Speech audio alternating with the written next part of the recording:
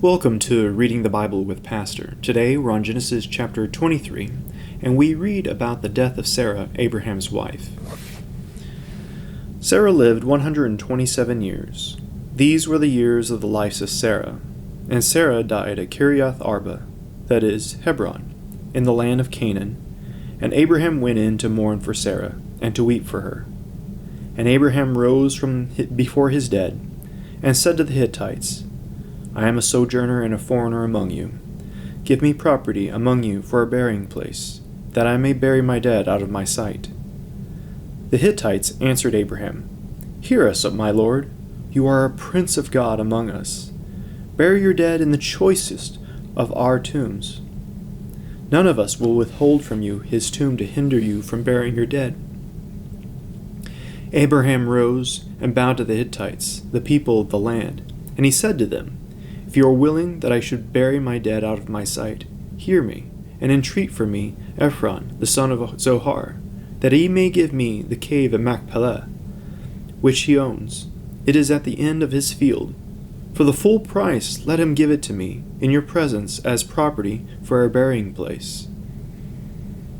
Now Ephron was sitting among the Hittites, and Ephron the Hittite answered Abraham in the hearing of the Hittites, of all who went in at the gate of his city, No, my lord, hear me. I give you the field, I give you the cave that is in it. In the sight of the sons of my people, I give it to you. Bury your dead.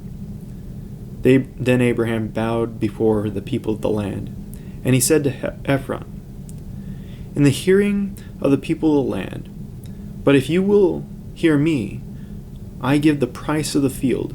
Accept it from me, that I may bury my dead there. Ephron answered Abraham, My lord, listen to me. A piece of land worth 400 shekels of silver. What is that between you and me? Bury your dead.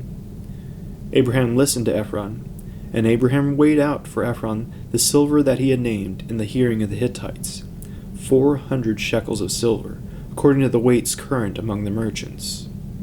This 400 shekels of silver is quite a bit of money for this little piece of land and for a tomb that Abraham is buying.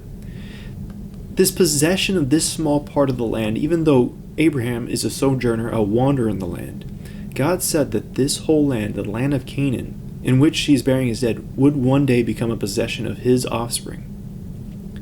This little purchase is a foreshadowing of that great promise of this land being given over to Abraham's descendants.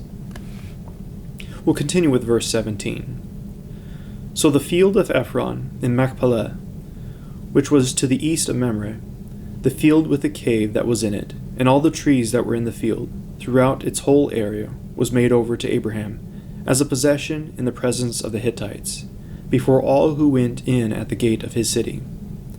After this, Abraham buried his wife in the cave of the field of Machpelah, east of Mamre, that is, Hebron, in the land of Canaan. The field and the cave that is in it were made over to Abraham as property for a burying place by the Hittites. This burying place in the future will become the burial place of the patriarchs, Abraham, Isaac, and Jacob, and their wives as well.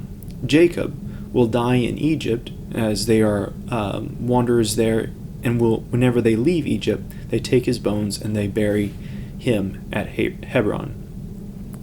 We'll pick up next time with Genesis chapter 24, and as always, please subscribe and share this with others.